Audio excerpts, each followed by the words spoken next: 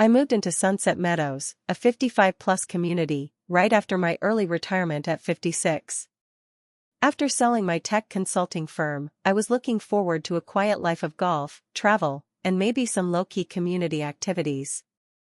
The homeowners association seemed reasonable enough during the tour, just the usual rules about lawn maintenance and noise levels. What I didn't know was that Karen Hendricks, the HOA president, ran the community bingo night like it was her personal fiefdom, and she had no intention of letting anyone threaten her reign as the perpetual winner. The community center hosted bingo every Thursday evening, and it was surprisingly well attended. We're talking 100-plus residents showing up with their daubers and Lucky Charms, playing for modest cash prizes that usually topped out around $200. For most people, it was just a fun social evening. But for Karen, it was serious business. She'd won 47 of the last 52 games, a statistical impossibility that everyone whispered about but nobody dared to question. Karen would arrive early, sit in her usual front row center seat, and arrange her cards with the precision of a surgeon. Her dauber was always pink, her reading glasses hung on a jeweled chain, and her smile was as fake as the blonde highlights in her severely cut bob. My first few weeks, I just observed. Karen would call out bingo within 10 or 15 numbers, scoop up her cash, and leave with a satisfied smirk while everyone else barely had a corner filled. The bingo caller, a nervous man named Ted who also served on the HOA board, would verify her cards without really looking at them. It was like watching a magic trick where everyone knew the secret but pretended they didn't. I might have let it slide, just another quirk of retirement community life, except Karen decided to make me her next target for reasons I still don't fully understand. Maybe she sensed I wasn't the type to bow down to petty tyrants. Maybe she just didn't like my face. Whatever the reason, she came at me hard. Before we go any further, if you're enjoying this story of how I dealt with our bingo cheating HOA president, please hit that like button and subscribe to KarenEatWorld. Trust me, you won't want to miss how this plays out, and subscribing means you'll never miss another epic tale of justice served ice cold. Now, back to Karen's reign of terror. It started when Karen cited me for leaving my garage door open for more than the allowed 30 minutes. I'd been unloading groceries and furniture from a delivery, but apparently, the HOA bylaws stated that garage doors must remain closed except during active ingress or egress. She stood in my driveway with her clipboard, timing me, then slapped me with a $50 fine. The next week, she dinged me for having a garden hose visible from the street.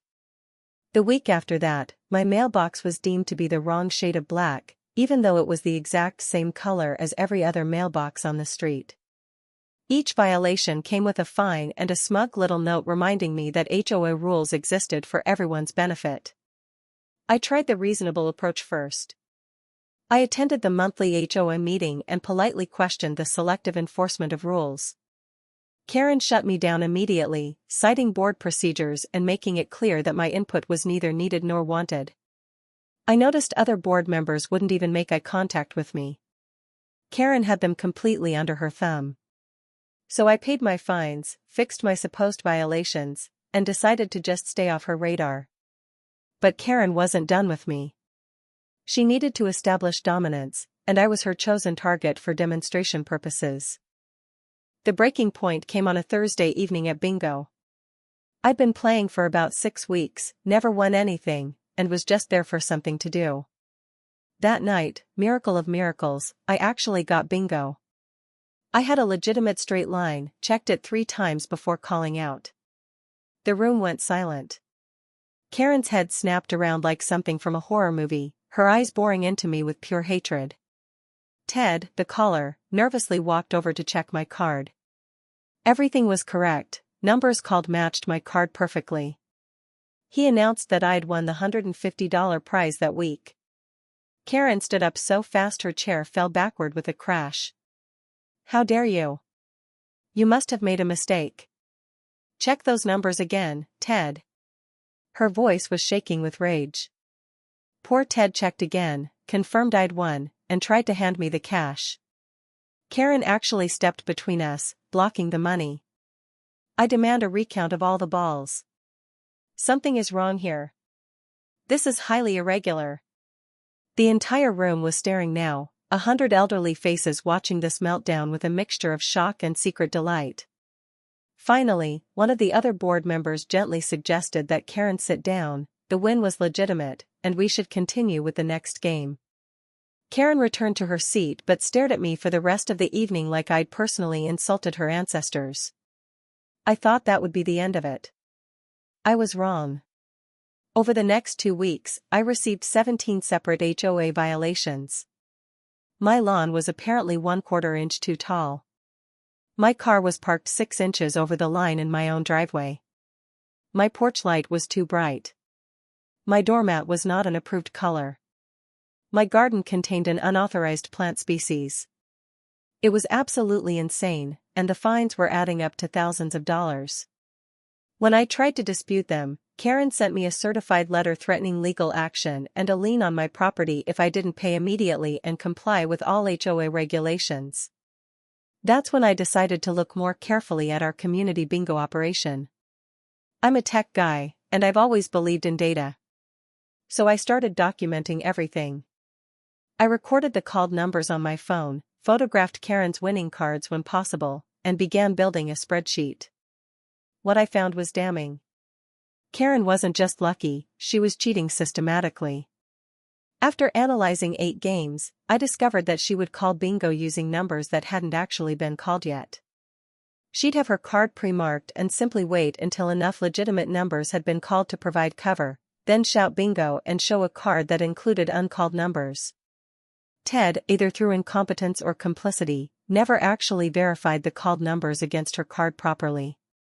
He just glanced at it, saw dauber marks, and handed over the cash. But here's the thing about people like Karen. They're not just content to cheat at bingo and collect a couple $100 a week. They need to control everything and everyone. When I won legitimately, I'd threatened the natural order of her universe. She couldn't just let it go. She had to destroy me, had to make an example of me, had to remind everyone who was really in charge. And that was going to be her downfall, because Karen had made a critical error in judgment. She'd assumed I was just another retiree, someone who would eventually cave to her pressure and fall in line. She had no idea who she was actually dealing with. See, I didn't just sell a tech consulting firm. I sold a cybersecurity and data forensics company that worked with law enforcement and corporate clients on fraud investigation. I had connections at the State Gaming Commission, relationships with forensic accountants, and a very specific set of skills when it came to documenting and proving systematic fraud. I also had something Karen didn't count on, more money than I could spend in 3 lifetimes and absolutely nothing but time on my hands. When someone like Karen comes at someone like me, they'd better be prepared for the consequences. And Karen had no idea what was coming. I started by doing deep research into Florida law regarding homeowners associations and gaming regulations. Our bingo nights were technically legal because they fell under the charitable gaming exemption, but that exemption came with very specific rules. All proceeds had to be properly documented, winners had to be legitimate, and any fraud in the operation could result in serious criminal charges and civil penalties. I filed a public records request for all HOA financial documents related to bingo operations for the past 3 years. Karen tried to fight it, but Florida's sunshine laws are pretty clear. Within 30 days, I had boxes of poorly organized receipts, winner logs, and financial statements. The records were a disaster, which was actually perfect for my purposes. Karen had been winning an average of $300 per month from bingo for the past 3 years, roughly $10,000 total. But here's what made it interesting: as HOA president, Karen was also the person responsible for reporting and reconciling the bingo proceeds. Looking through the documents, I found dozens of irregularities. Games where the reported proceeds didn't match the number of cards sold. Winner amounts that didn't align with the announced prize pools. And most damning, Karen's own signature on monthly reports certifying that all gaming activities had been conducted fairly and in accordance with state law. I spent 3 weeks building an airtight case. I correlated dates and amounts, found witnesses willing to provide statements about Karen's suspicious winning streak, and compiled video evidence from my phone recordings showing uncalled numbers on her winning cards. Then I did something that would seem crazy to most people. I hired a forensic accounting firm to audit the entire bingo operation. It cost me $15,000, but the report they produced was a masterpiece. They documented systematic fraud, misappropriation of funds, false reporting to regulatory agencies, and potential criminal violations. The report was over 200 pages with exhibits, all backed by irrefutable evidence. But I didn't just want to catch Karen cheating at bingo. That would be too simple, too easy. She'd tried to destroy me over petty HOA violations, tried to put a lien on my house, tried to make my life miserable. So I was going to use her own rules, her own system, and her own ego to create something much more poetic. I called a community meeting, which under our HOA bylaws any homeowner could do with proper notice and a petition signed by 10% of residents. Given Karen's reputation, getting those signatures took about 4 hours. I scheduled it for a Thursday evening, right when bingo would normally be held. The community center was packed. People came because they were curious, because they were tired of Karen's tyranny, or because they just wanted to see what would happen. Karen sat in the front row with her board members, looking smug and confident. She thought this was going to be some impotent complaint session where she'd shut me down and reassert her authority. I set up my laptop and projector and started with a simple question. Does anyone else think it's remarkable that Karen has won bingo 47 times out of the last 52 games? Nervous laughter rippled through the room. Karen's face turned red. That's outrageous. I'm just lucky. Are you accusing me of something? Actually, yes. I brought up my first slide, showing statistical probability. The odds of any one person winning bingo 47 out of 52 times in a fair game is approximately 1 in 600 million. For perspective, you're more likely to be struck by lightning twice in the same year. More laughter now, less nervous. I walked them through my documentation. Video of Karen calling bingo with uncalled numbers. Testimony from residents who'd witnessed irregularities. The forensic accounting report showing financial discrepancies. By the time I was 20 minutes into my presentation, Karen was purple with rage and the room was dead silent except for my voice. Then I brought up the legal implications. Under Florida Statute 3849.0861, fraudulent conduct in charitable gaming operations is a third-degree felony punishable by up to 5 years in prison and $10,000 in fines. Making false official statements, which Karen had done every month for 3 years when certifying the gaming reports, was an additional crime. And here's the really fun part, because Karen had used her position as HOA president to facilitate the fraud, she'd violated her fiduciary duty to the Homeowners Association, which opened her up to personal civil liability for any damages to the community. This is ridiculous. I'm calling the police. You're harassing me.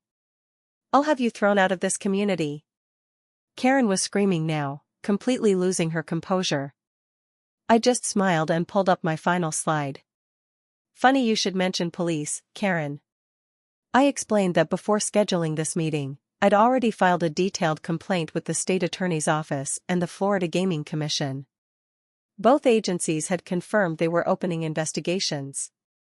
I'd also filed a civil suit on behalf of the HOA against Karen personally for breach of fiduciary duty, seeking recovery of all fraudulently obtained funds plus damages and legal fees. And because I'm thorough, I'd contacted every resident who'd played bingo during Karen's winning streak and offered to help them file small claims actions for fraud. But wait, there's more. Remember all those petty HOA violations Karen had hit me with? I'd filed a countersuit alleging selective enforcement, harassment, and abuse of authority. And here's where my resources really came into play. I'd purchased 3 vacant lots in our community from residents who were looking to sell. Under our HOA bylaws, lot ownership gave me voting rights. Combined with proxies I'd collected from residents sick of Karen's tyranny, I now controlled 47% of the votes in the community. I called for an immediate vote of no confidence in Karen's leadership and a motion to remove her from the board entirely. The vote wasn't even close. Karen was removed as HOA president by a margin of 82%. The new board's first official act was to ban her from all community amenities, including the bingo games she'd cheated at for years. Their second act was to fully cooperate with the criminal investigation and the civil lawsuit. Their third act was to revoke all the bogus violations Karen had issued against me and refund my fines with interest. Karen just sat there, stunned, as her entire world collapsed around her. The woman who'd ruled this community through fear and pettiness for years was now facing felony charges, civil judgments that would likely bankrupt her, and permanent exile from the social activities she'd dominated. But I saved the best for last. See, one of those vacant lots I'd purchased? It was directly adjacent to Karen's property. And under our HOA rules, which Karen herself had written and strictly enforced, any property owner could install approved landscaping features without board approval as long as they met certain specifications. So I announced my intention to install a lovely bamboo privacy fence, exactly 6 feet tall as specified in the bylaws, running the entire length of our shared property line. For those who don't know, bamboo grows fast and thick, requires minimal maintenance, and would completely block Karen's prized view of the community pond. The view she'd told everyone at multiple meetings was the main reason she'd bought her premium lot. But here's the truly poetic part: Karen had personally championed an amendment to the HOA rules 2 years ago, making bamboo an approved low-maintenance landscaping option because she thought it looked elegant in common areas. Her own rule, her own exact words in the bylaws, now gave me the explicit right to install it. And because I owned the property, and because the bamboo met all specifications, and because I'd learned from watching Karen operate, there was absolutely nothing she could do to stop it. It was perfectly, completely, irrevocably legal and specifically allowed under rules she'd created. I watched Karen's face as understanding slowly dawned. Her eyes went wide, her mouth opened and closed without sound, and her whole body seemed to deflate. She'd tried to destroy me over a single bingo win and some petty power plays. Instead, she'd picked a fight with someone who had the resources, skills, and determination to dismantle her entire operation piece by piece. She was facing criminal charges for fraud, civil liability that would drain her retirement savings, exile from her community, and a bamboo wall that would block her view every single day as a permanent reminder of what happens when you abuse power and target the wrong person. Karen stood up slowly, her expensive handbag clutched to her chest like a shield, and looked around the room at the 100 faces staring back at her. Some were smiling. Some were shocked. Most just looked satisfied to finally see justice served. She opened her mouth like she was going to say something, then closed it again. What could she say? I'd used her own rules, her own system, her own meticulous documentation requirements against her. I'd beaten her completely legally, thoroughly, and publicly. And the bamboo, oh that beautiful bamboo that she'd personally approved as an HOA landscaping option, would start going in the very next week. If you loved watching Karen's bingo scheme blow up in her face, make sure you smash that like button and subscribe to KarenEatWorld. We've got tons more stories about entitled people getting exactly what they deserve, and you won't want to miss a single one.